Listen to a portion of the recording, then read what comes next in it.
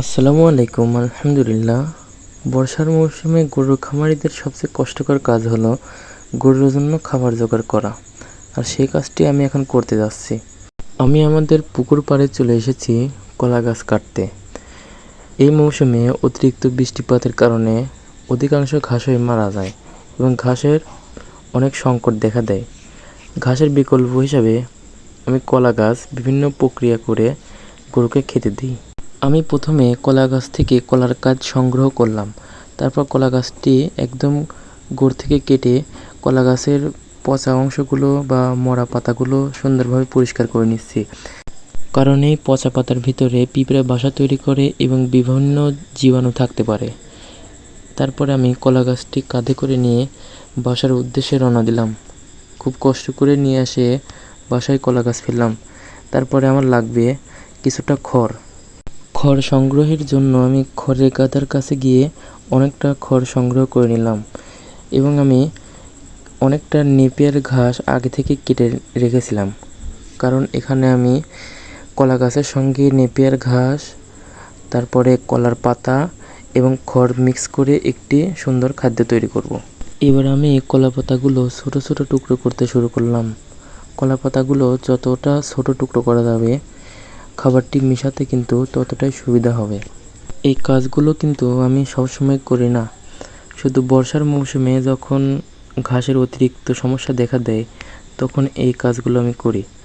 বর্ষার মৌসুম ছাড়া সারা বছর আমাদের ক্ষেতে পর্যাপ্ত ঘাস থাকে, সেই সময় আমাদেরকে এই কলা গাছ খাওয়ানোর এই কাজগুলো করতে হয় না। তবে কলা গাছ খাওয়ানো কিন্তু গরুর জন্য ক্ষতি নয়, এটি গরুর জন্য একটি পুষ্টিকর খাবার। সঠিকভাবে খাওয়াতে পারলে এর পুষ্টি গুণাগুণ অনেকাংশে বেড়ে যায়। আমি বিভিন্ন প্রক্রিয়াকরণের মাধ্যমে এই খাবারটি তৈরি করব।